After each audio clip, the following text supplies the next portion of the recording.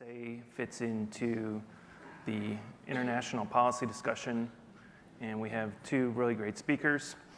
The first is Frank Rose, the Assistant Secretary of State for Arms Control Verification and Compliance, and we'd like to welcome Frank back to the conference. The second is Mr. Atsushi Saito, the Director of the Space Policy Division for Japan's Ministry of Foreign Affairs. And we're very grateful to have him here and have such a senior official speaking at the conference. Let me just introduce Frank briefly. As I said, Frank is the Assistant Secretary of State for Arms Control Verification and Compliance, where he's responsible for advising the Secretary of State on arms control strategic policy verification and compliance issues. Previously, he served as the Deputy Assistant Secretary of State for the Space and Defense Policy, where we saw him at many of some of these same space conferences. And that included, his area of expertise included missile defense, military space policy, chemical and biological weapons, as well as conventional arms control. Prior to the State Department, he held several national security staff positions, including jobs with the House Armed Services Committee and the House Permanent Select Committee on Intelligence. He received his bachelor's degree from American University and a master's degree in war study from King's College and the University of London. And he was recently knighted in Romania for his role as the lead U.S. negotiator for the 2011 Missile Defense Basing Agreement. Let's welcome Frank Rose. Thank you. Great. Well, thanks for that very kind introduction, and it's a pleasure to be back in Maui. I believe this is the third conference I've participated in over the past several years, and again, it's a real pleasure. Also very pleased to be sharing the stage with my colleague Sato-san from the Japanese Ministry of Foreign Affairs. Over the last 6 or 7 years, U.S.-Japan national space cooperation has really, really blossomed. I don't know if you're aware, but prior to 2008, Japan was not allowed to use space for national security purposes. But since then, we have made significant progress, and I think we are all safer because of this. I'd also like to thank my friends at the Maui Economic Development Board for the opportunity to talk with you again about the accomplishments and challenges on space issues that the Obama administration has faced over the past 8 years. It's hard for me to believe that we're almost at the end of the Obama administration. Since the focus of today's conference presentations is on relevant international participation, I thought I would focus my remarks on 3 areas. First, I want to briefly reiterate the importance of and the threats to the space environment. Next, I would like to talk about our diplomatic efforts to strengthen cooperation with allies and partners around the world. And finally, I will talk about developments in improving space situational awareness, or SSA, information sharing, and the State Department's interest in SSA. So let me start with the outer space environment. As this audience well knows, the outer space environment is very complex and is changing very rapidly. This is reflected in the advances in innovation and new technologies to increasing global access to space-enabled applications such as imaging, maritime automated identification systems, weather, and the internet. The Space Foundation's latest annual report stated that the global space economy in 2015 was $323 billion, of which over 75% was commercial space products and services, infrastructure, and support industries. This is an amazing amount of international investment and growth. Advances in the use of outer space also present challenges to the space environment, including increased congestion in both terms of the number of systems on orbit or related to spectrum allocation. And added to that is the growth in threats to our use of military space and commercial systems. The Cold War restraint on the development of anti-satellite weapons is eroding. The U.S. Director of National Intelligence, James Clapper testified to this fact last February, stating, "Russia and China continue to pursue weapon systems capable of destroying satellites on orbit, placing U.S. satellites at greater risk in the next few years." End quote. These systems will present a threat not just to the United States, but to the safe operation of satellites of all countries. In order to ensure the free access to outer space, that is the legal right of all mankind, we must work together to respond to these threats. And when I say we, that encompasses everyone in this audience. The U.S. government certainly can't do it alone. We need to work with our allies and partners, with industry, and with non-governmental organizations. That is why the United States has increased our diplomatic engagement around the world.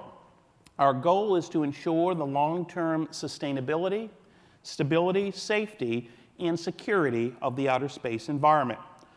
One important part of our comprehensive strategy seeks to strengthen our cooperation with allies and partners to respond to these threats, including through improving our ability to share space situational awareness information and to promote rules for responsible behavior in outer space. The United States has a tremendous advantage in its strong alliance partnerships, and one we need to continue to leverage when working to ensure that potential adversaries cannot achieve their goals when it comes to conflict in outer space. Strengthening cooperation in space begins with bilateral diplomatic, civil, and military-to-military dialogues.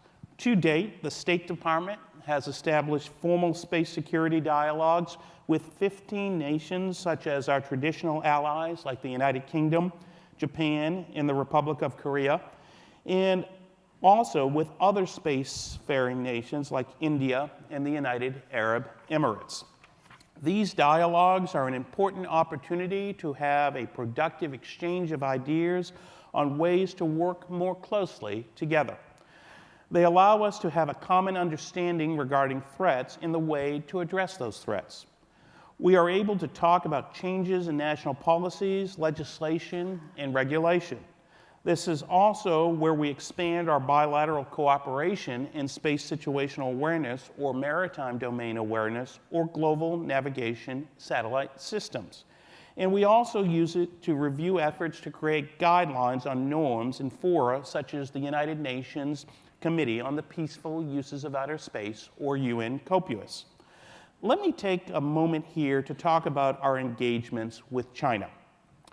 When I was last here, I talked about our agreement in June 2015 at the U.S.-China Strategic and Economic Dialogue to establish both a U.S.-China civil space dialogue and a separate space security exchange. I chaired the first U.S.-China Space Security Exchange with my Chinese counterpart from the Ministry of Foreign Affairs this past May in Washington. At this meeting, we had a very frank exchange of views on a variety of issues, including options to mitigate debris and prevent collisions in outer space. As always, I was very blunt about U.S. concerns regarding China's anti-satellite systems. I will say, I thought we actually had a very good dialogue. Chinese participants included members from the Ministry of Foreign Affairs, the Ministry of National Defense, and the China National Space Agency. China's participants were well prepared, and we had a real discussion rather than just an exchange of talking points. It was clear that China is concerned about the threat from space debris and that it takes the issue very seriously. Our efforts in this dialogue were acknowledged at the President Obama-President Xi bilateral meeting in China on September 2nd of this year. Here, I'd like to quote from the U.S. fact sheet coming out of that meeting. And it says, and I quote, "The United States and China recognize that space debris can be catastrophic to satellite and human spaceflight, and that, due to the global dependence on space-based capabilities, the creation of space debris can seriously affect all nations.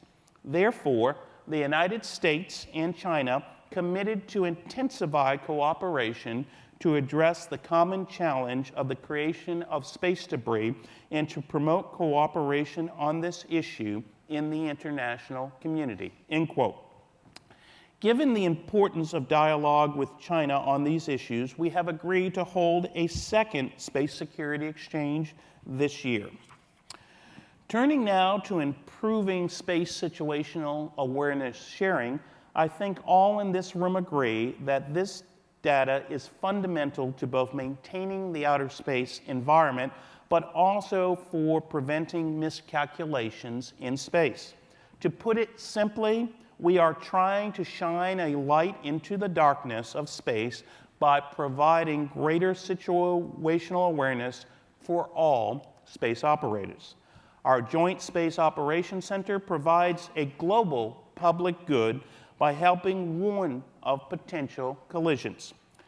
The growth in space situational awareness will also hopefully lead to greater attribution for any harmful actions in space. But transparency and situational awareness, or knowing who is doing what, will only help us if we develop norms and guidelines so we know when someone is acting irresponsibly in the first place. If there is attributable irresponsible behavior, we will better know when to address with our concerns and even how to hold the space actor accountable. This is an effort that requires a whole-of-government approach to integrate information from a variety of sources to develop accurate and timely SSA. In turn, such accurate and timely SSA will enable us to rapidly detect, warn, characterize, and attribute natural and man-made disturbances to space systems of U.S. interest. Given the global investment in space capabilities, international cooperation on SSA is necessary as international partnerships bring resources, capabilities, and geographical advantages. To date, the United States has signed 13 SSA sharing agreements and arrangements with national governments and international governmental organizations, and over 50 with commercial entities. The United States is also collaborating with our partners and allies in Europe as they continue to develop their own SSA capabilities. The Department of State, in collaboration with the Department of Defense, has engaged in technical exchanges with experts from the European Space Agency, the European Union, and individual member states to ensure that our existing and planned SSA systems contribute to a more comprehensive space situational awareness picture. Additionally, we continue to engage in the working group on the long-term sustainability of outer space activities of the UN Committee on Peaceful Uses of Outer Space. In this venue, we are working on SSA-related guidelines that call for promoting techniques and investigation of new methods to improve the accuracy of orbital data for spaceflight safety, performing conjunction assessments during orbital phases of controlled flight, and promoting the use of common, internationally recognized standards when sharing orbital information on space objects. So let me conclude by making the following points. If conflict extends into space, the right to explore and use space for peaceful purposes would be threatened. The goal of our diplomatic efforts is to prevent conflict from extending into space in the first place. Working with our allies, industry partners, and non-governmental experts is essential to our diplomatic goals. Moreover, space situational awareness is a critical foundational capability to help us achieve this goal, and we need to do more of it. Thank you very much for your time and attention, and I look forward to your questions in our panel after the keynotes. Thank you.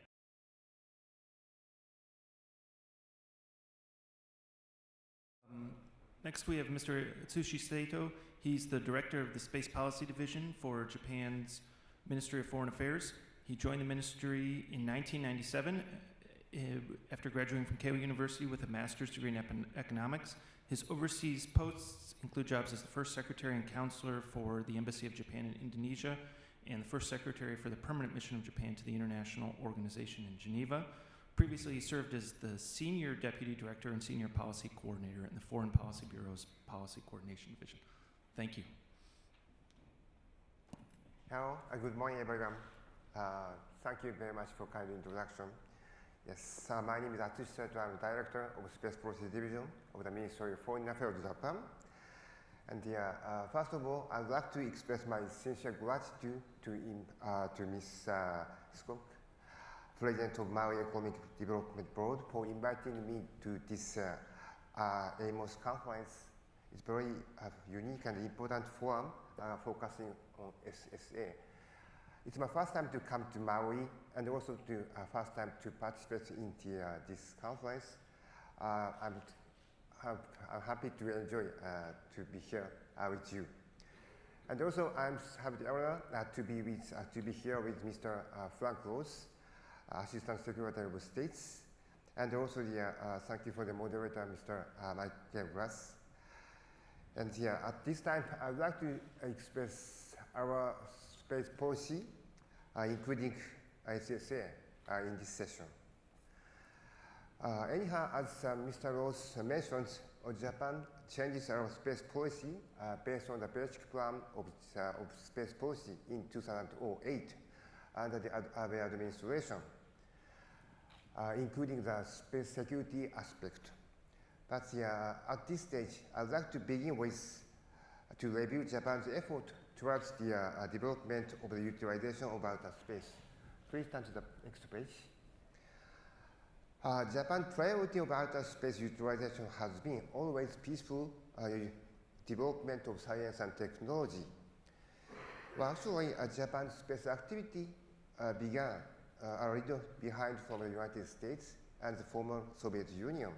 However, Japan now achieved our own capability to launch our own satellite and utilize a space asset in outer space.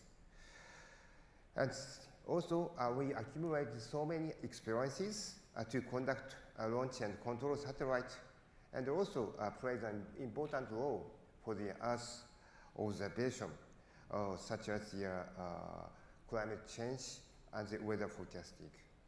At the same time, I'd like to express importance of the manned space activities, including International Space Station. Japan now contributes to the International Space Station project as a historical international cooperation project in collaboration with other countries, including the United States. Accordingly, we are now confident in our advanced utilization of outer space, just as other spacefaring nations. So as for the actor of outer space, the expansion of the utilization of outer space is not limited to Japan and the other advanced spacefaring nations. Rather, in Asian region, other emerging and developing countries show their own interest and intention to utilize outer space. In Asia, for example, other than Japan, some other nations such as China, India, ROK develop their own capability to launch and use their space asset. In addition, other nations such as Singapore have already developed their own capability to manufacture the satellite. And now, a lot of countries in Asia-Pacific region possess their own satellite, including a microsatellite, and try to utilize space assets for their economic development and social development, depending on their respective capabilities. At the same time, I'd like to touch on the issue of the space actors nowadays. Well, actually, space actors are not limited to the governmental entities. Many private entities have already engaged in space activities in various fields, such as telecommunication, broadcasting, weather forecasting, and other areas. Following this kind of evolution, we now come to rely much on the space-related activities, regardless of the awareness of people. the space-related service become essential for our modern society. And in the near future, some exciting ideas such as global broadband system, a global real-time remote sensing, that will be expected to be realized. Furthermore, a lot of venture companies show their strong ambition to challenge new business opportunities such as space tourism or planetary resource exploitation. However, unfortunately, the international rules for the use of outer space are not well established in corresponding to the recent development and the change of actors and activities. From 1960s to 1970s, the international community agreed with a series of space treaties which articulates the right and obligation of countries for the peaceful use of outer space. However, these treaties are not well adjusted to the recent environment, rather somehow outdated, because the scope are basically limited to the governmental space activities. Now, every country can dispose their own space asset in outer space. However, the service life of the asset has to be expired within several years. And they tend to be a space debris surrounding the Earth. 40 years ago, at the time of the establishing space treaty, who could imagine that the Earth to be surrounded by a vast number of space assets and space debris? But in reality, so many space debris and objects are threatening our valuable space asset. Under these circumstances, we recognize that our important task is to ensure the enabling environment for secure and stable use of outer space for every kind of actors. Based on this recognition, Japan conducted our diplomatic effort on space area from the following three pillars. Please turn to the next page. Yes. First one, at the outset, I would like to point out the importance of the international rule making for outer space activities, or the realization of the rule of law. In order to grasp the threat in outer space accurately and respond to them collectively, it's essential to closely exchange views with like-minded countries with common values. Japan periodically holds the bilateral dialogue with the United States as well as other like-minded countries such as France and Australia and European Union. Interesting enough, Japan raised the space-related issue under our G7 presidency in this year, and we issued foreign minister statement including space-related issues. This is an example of Japan's concrete effort in this area. And concerning the space treaty, as I mentioned before, it was established around 40 or 50 years ago. So now it has already passed 40 years and 50 years. However, we have not reached to agree with a comprehensive set of international rules or norms which deal with these new challenges. Existing space treaty can articulate the basic principle of peaceful use of outer space. However, these cannot address properly and the actual and the potential dangerous activities in outer space. In fact, the placement of the weapon of mass destruction is clearly prohibited under this treaty, but there are no clear rules to directly prohibit emerging threats such as the creation of space debris by intentional destruction of space objects, including ASAT. Or China destroyed its satellite intentionally and generated a number of space debris in 2007 without any consultation and notification in advance. This kind of harmful conduct awakened the real threat to the outer space for the international community. So it's critical for us to create international rules to regulate such harmful activities as generating space debris. Secondly, I'd like to touch on the issue of confidence building. In order to tackle these kind of complex space-related issues internationally, it's also important to be open to hold dialogue with countries with even different views for mutual confidence building. In this context, Japan put importance on the framework of ARF, ASEAN Regional Forum. This forum is a potentially useful venue with a wide range of partnership, wide range of membership, including China and Russia and other Asian countries. In 2014, Japan hosted the ARF Space Security Workshop in Tokyo, and even after, Japan contributed positively to this workshop together with the United States and other countries. And the third pillar of Japan's diplomatic effort is capacity building. As I mentioned before, now so many countries show their interest to engage in the space activities. So use of outer space should not be limited to only existing spacefaring nations.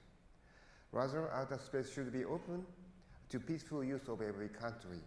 And every country, emerging and developing country alike, has the equal right to use the benefit of outer space. From this point of view, Japan has an intention to provide our tailor-made support to the other developing countries and to help them to utilize space with their own capability. As a concrete example, Japanese government has hosted APRSURF, Asia Pacific Regional Space Agency Forum, for more than 20 years, in collaboration with Japan Aeronautical and the Exploration Agency, or JAXA, to further develop capability of these countries and formulate the joint project with these countries. I believe this effort could contribute to enhancing our cooperation with these countries. Please turn to the next page. So although having said that, our effort couldn't show tangible progress so far for a long time. Outer space became much more congested, contested, and competitive than ever. And our space activities always face challenges and threats. I guess this is a broadly accepted fact. Even though that it became always very difficult to reach consensus when we discuss international rules with which every country should comply. Therefore, it's quite important to reinforce our effort on space situational awareness as a direct and urgent measure to respond to this situation. Needless to say, SSA cannot be served only for the protection of existing space assets by avoiding possible collision with other space objects. SSA is also necessary to reduce the potential risk on congestion of orbit and to avoid the negative effect from the falls of space objects to the ground. In the modern society, the suspension of space-related services may cause serious confusion because these services become indispensable for our daily life. In order to avoid such confusion, the enhancement of capacity on SSA is an urgent task. Taking the outer space into consideration, on the other hand, it's neither realistically feasible nor cost-effective for every respective country to observe all the movement of space objects only to protect their own asset. Rather, it's quite important to enhance our cooperation for the SSA activities. So, in order to conduct the SSA activity in a more effective and efficient manner, Japan tried to enhance the cooperation with international society. Turn to the next page. Now I would like to turn to the activity in Japan Well, briefly, the explanation of Japan's own activities on SSA.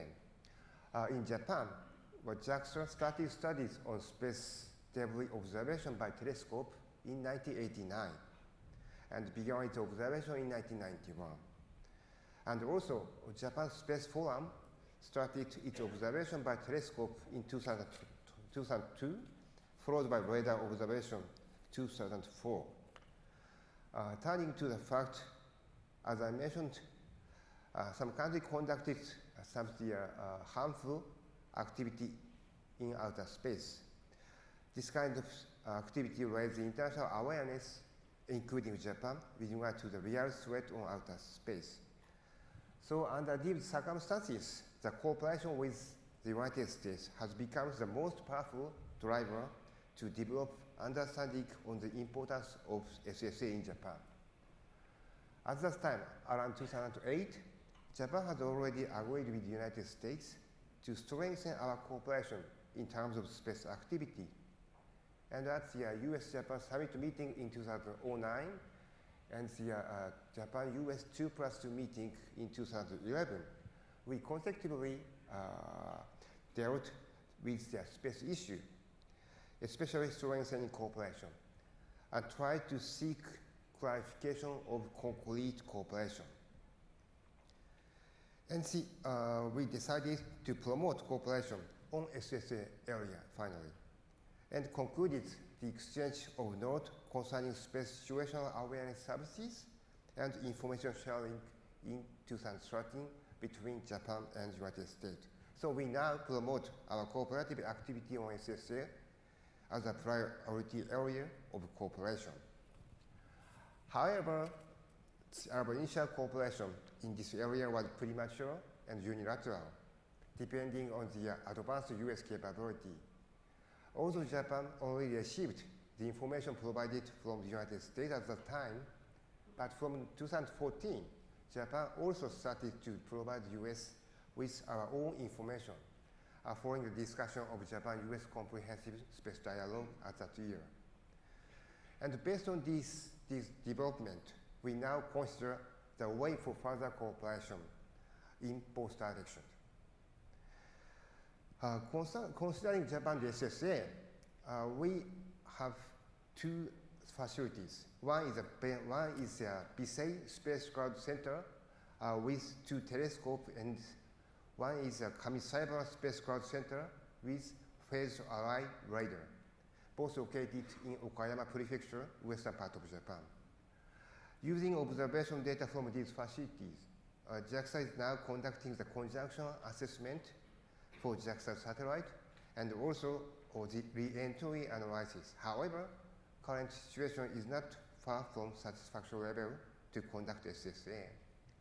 So in order to complement our effort, we need to gather information provided from other countries through international cooperation, especially from the United States.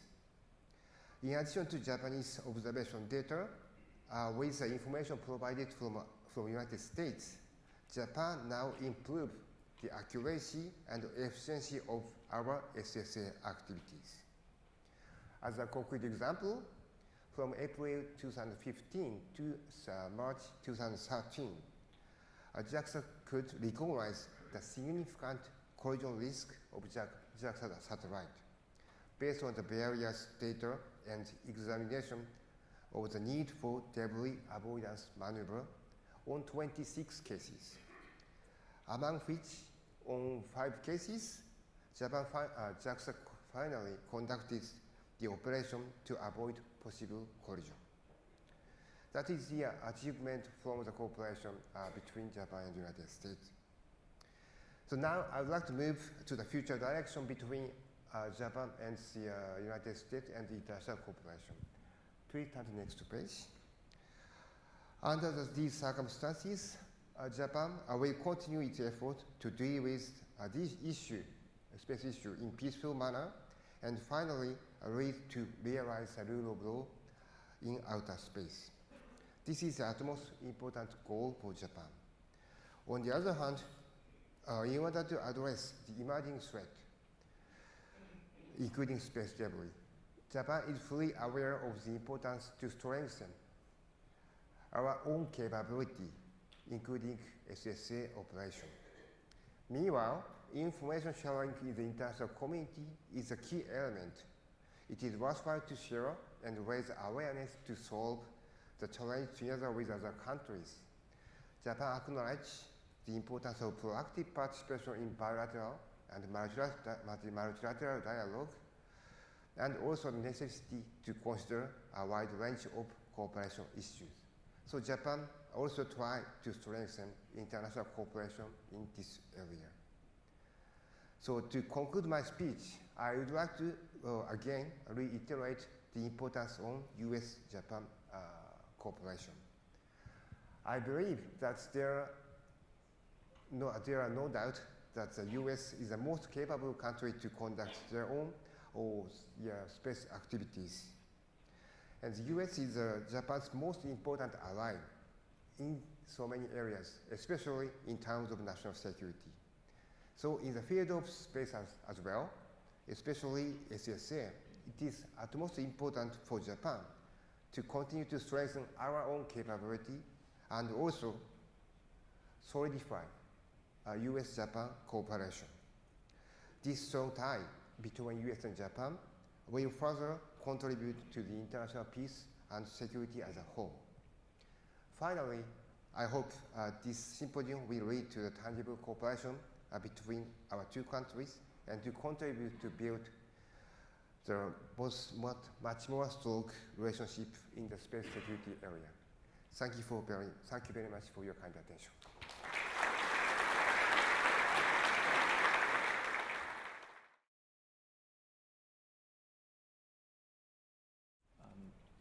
From my perspective, sometimes we hear a lot about these international partnerships, but it's kind of only one side at a time.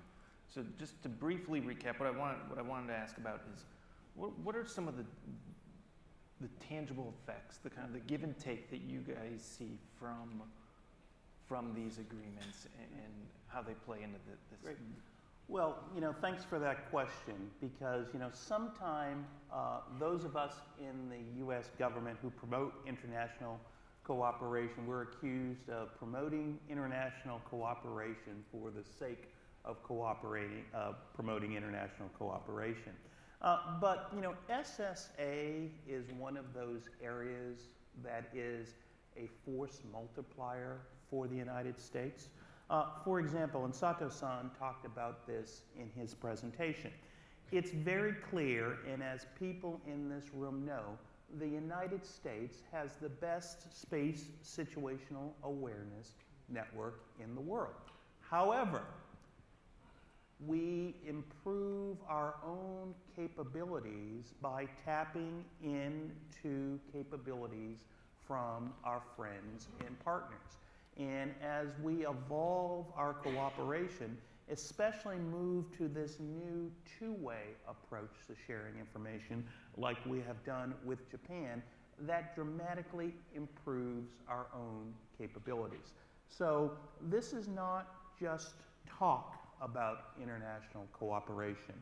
SSA cooperation is an excellent example of where international collaboration with our allies and partners is improving U.S. space capabilities. Yes. Thank you very much for your kind question. We actually share the view of Mr. Flaglos. Well, but the situation is a little bit different between Japan and U.S. As I mentioned here in my presentation, while Japan's capability for the SSA is not so matured compared with the United States. But current situation, we should not address this issue in a unilateral way. It's quite important to make cooperation with other countries. Basically, for Japan, US is the most important partner. So firstly, Japan's international cooperation is destined to the enhancement of cooperation with the United States. But at the same time, we now try to engage in the international cooperation with multilateral organizations and other countries. These kind of effort encompass the enhancement of the capability for the other region as well. That is our current situation. And can I just add, I'm sure throughout the conference you have heard the word resiliency. As I mentioned in my opening remarks, there are a number of countries developing anti-satellite capabilities designed to destroy or degrade U.S. and allied space systems. A key element of our strategy in responding to this threat is improving the resiliency of our space systems. And this is another area where we are working with our allies. For example, we have begun negotiations with the European Union to get access to the Galileo publicly regulated system. This is the encrypted security code on Galileo. And the reason for that is, in the future, a potential adversary may seek to jam GPS. Now that's hard to do, but not impossible. Having access to the publicly regulated system of Galileo gives our military forces a very useful backup. And we are also talking to Japan about the potential of hosting payloads on Japan's QZSS satellites. So again, this is another example of how international cooperation in the area of outer space is providing us real, tangible benefits that will improve the security of the United States. I wanted to follow up on that resiliency point because a lot of times the discussion about resiliency is dovetailed into a discussion about space protection or space control, and you can kind of evolve from there. But what do you hear from the folks you're talking to about the U.S. Defense Department's space protection movement? Because one of the things we hear is that, hey, maybe this is heightening the rhetoric, that this is adding to the tension and maybe not helping you as a diplomat. Well, listen, it's very clear, and I've said this both publicly and privately, that there are new threats to our space systems and the space systems of our allies. There's no doubt about that. At the same time, we need a comprehensive response to dealing with this threat. There is no silver bullet. First and foremost, we do not want to see conflict to extend into outer space.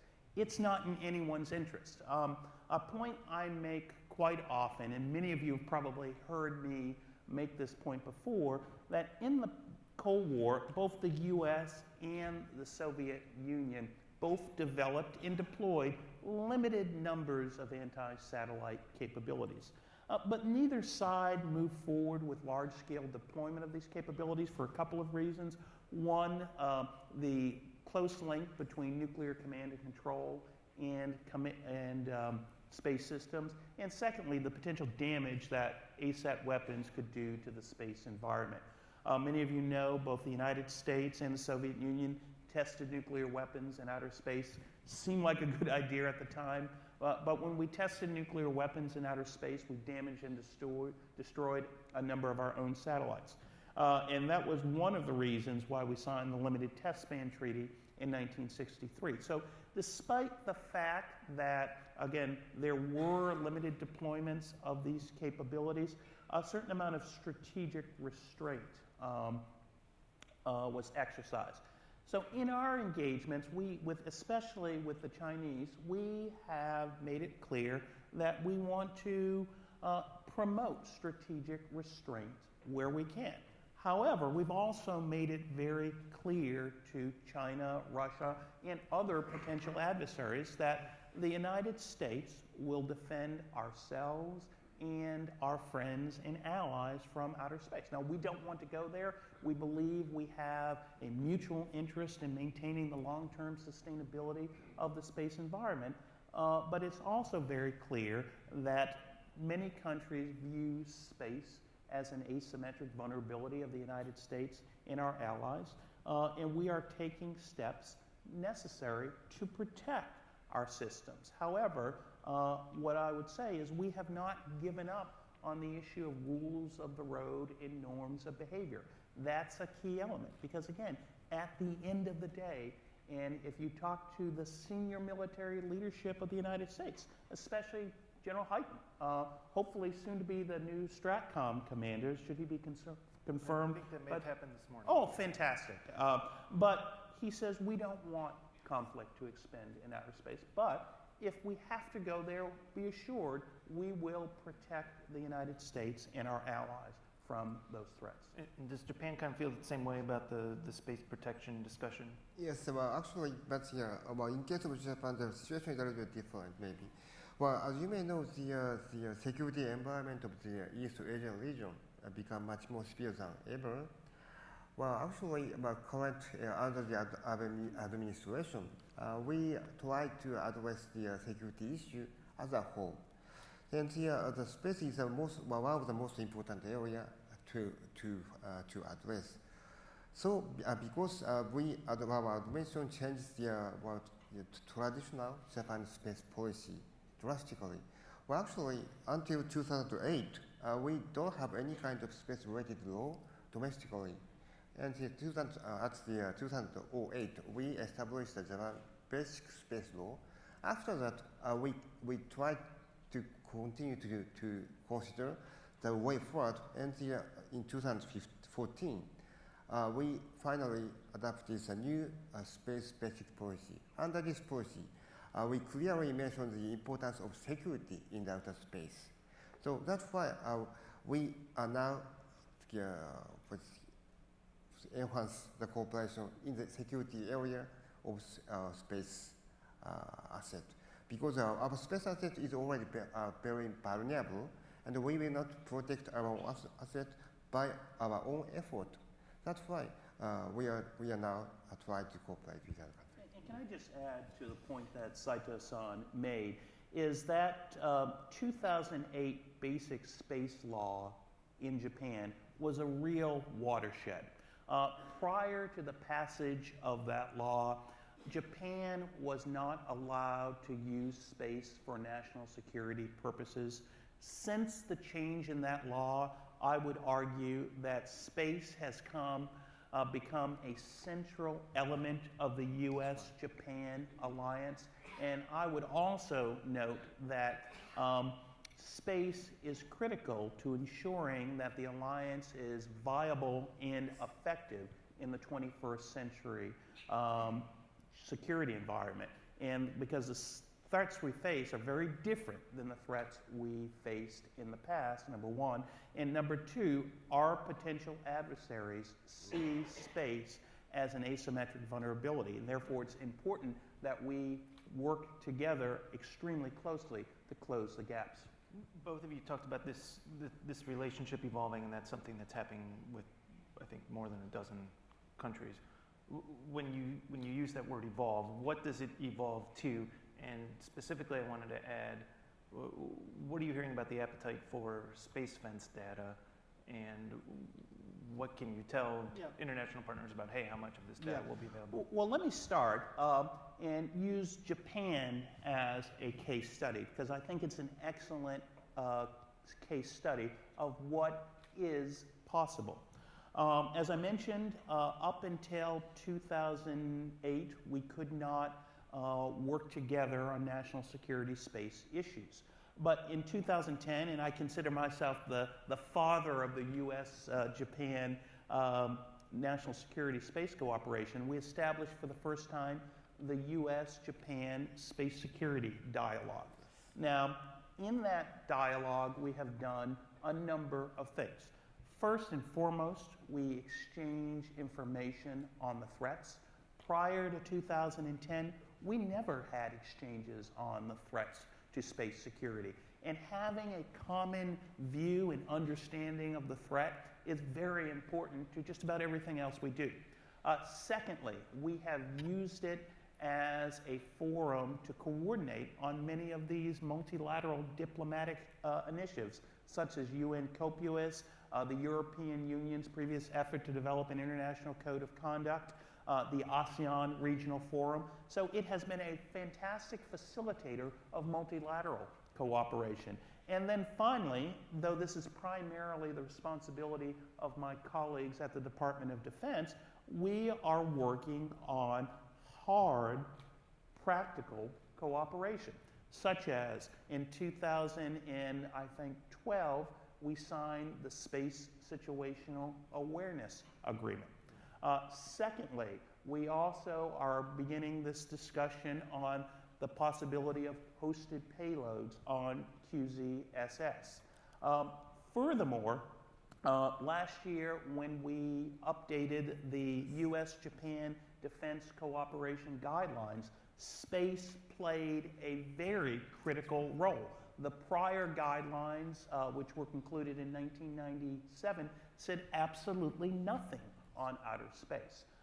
So we have made tremendous progress over the past 7 or 8 years, and when I leave this job in January, I will look back at US-Japan space cooperation in the national security field as one of my real key accomplishments as Deputy Assistant Secretary and Assistant Secretary. Now, with regards to the space fence, with regards to the sharing of that information, I will defer to my colleagues at the Department of Defense who will have the lead for that. But I would assume that as we continue to expand our cooperation with allies, information from the space fence would be available. However, again, I'm going to defer to my DoD colleagues on that point because they have responsibility for the space fence. However, one point I would note about the space fence, and many of you in this audience know this point, is that it will dramatically improve our capabilities to track objects, especially objects smaller than 10 centimeters. Indeed, I remember the first article I read about the space fence. It is this wonderful 2011 article in Scientific America that talks about the importance of the space fence and how it will dramatically improve our ability to conduct space situational awareness. I have used that article to great effect. I sent it to Secretary Clinton as well as to Secretary Kerry and other international partners just to explain what an important capability it will provide both the United States but our partners around the world. Yeah, well, just one comment to add from your statement.